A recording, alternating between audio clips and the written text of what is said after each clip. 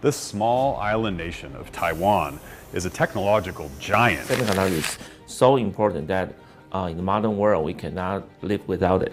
These robotic arms, some equipped with 3D cameras, are used. One island, smaller than Maryland, makes 90% of the chips your entire life runs on. What happens if it disappears?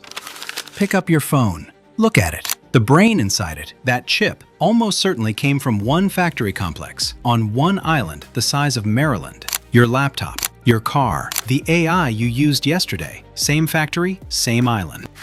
Taiwan doesn't just make chips. Taiwan makes the chips nobody else on Earth can make. We're talking 3-nanometer process nodes, transistors so small you fit billions on a fingernail. And the whole modern economy, every dollar of GDP that touches a screen, flows through this one place, which also happens to be the most disputed piece of real estate on the planet. In 1987, a guy named Morris Chang did something nobody had done, and his story is wild.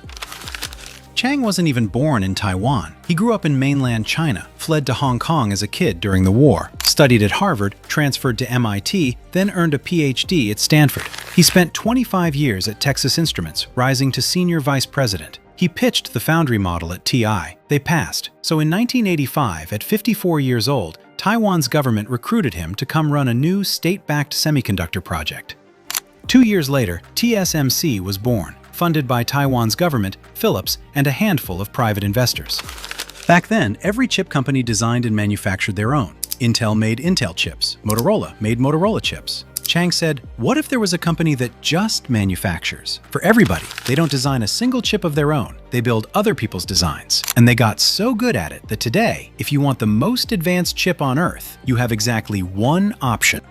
This is Hsinchu. Inside these buildings, they're printing circuits using ultraviolet light. The clean rooms are roughly 10,000 times cleaner than a hospital operating room. A single dust particle can ruin a wafer worth millions. Around 90% of the world's most advanced chips are made here. Apple's M series, Nvidia's H100, the chip that powers ChatGPT, AMD, Qualcomm, Broadcom, here. If TSMC's fabs stop, the global economy goes into cardiac arrest within months. Not a metaphor. The 2021 chip shortage cost the auto industry alone over $210 billion in lost sales. That was a shortage. Imagine a stoppage. There is one real competitor at the cutting edge, Samsung. South Korea's chip giant runs its own advanced fabs in Pyeongtaek. They can technically produce 3-nanometer chips, but their yields, the percentage of chips that come out of the factory actually working, have lagged TSMC for years. Apple tried using Samsung for a generation. They came back to TSMC. The market made its choice. And Intel?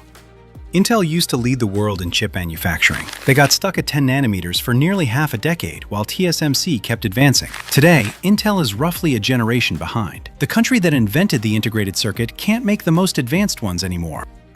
Now it gets stranger. TSMC can't make those chips without a machine. One specific machine, made by one specific company, in one specific town, in the Netherlands.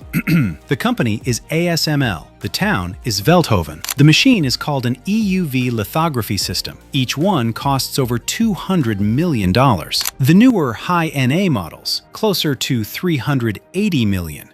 They weigh as much as 2 Boeing 737s and ship in roughly 40 freight containers. Nobody else on Earth builds these. Not Japan, not Germany, not the United States.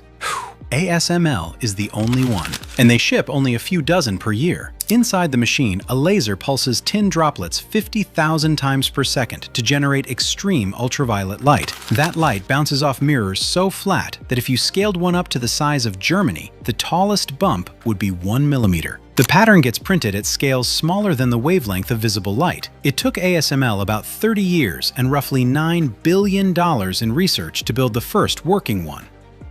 So put that together. The world's most important industry runs on chips. The chips come from Taiwan. The machines that make the chips come from one Dutch town. 2 dots on a map. That's the whole modern world.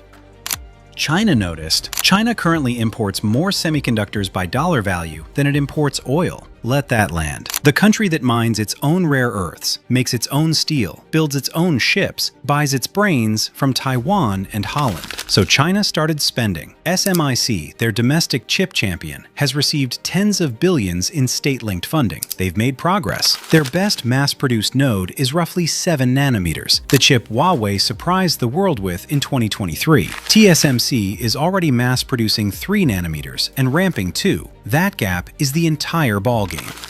The U.S. response came in August 2022. The CHIPS and Science Act, around $52 billion in subsidies to drag chipmaking back to American soil. TSMC committed to fabs in Arizona. Total investment now over $65 billion. Samsung is building in Texas. Intel is building in Ohio. TSMC is also building in Kumamoto, Japan, and Dresden, Germany, spreading the risk geographically, because everyone knows what the risk is.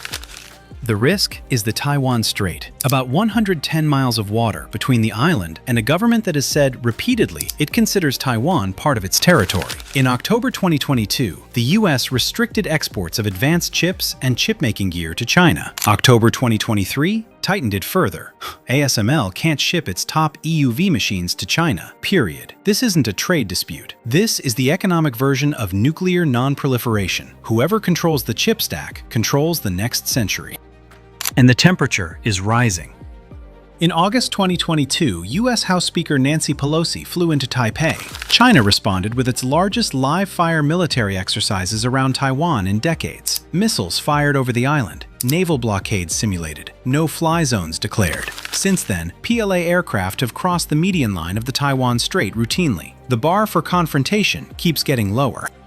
The Center for Strategic and International Studies ran 24 war games simulating a Chinese invasion of Taiwan in 2026. In most scenarios, the US and Japan managed to repel the invasion, but it cost roughly 2 American aircraft carriers, dozens of warships, and hundreds of aircraft. Taiwan's military and economy devastated, and the fabs destroyed within weeks of any conflict starting.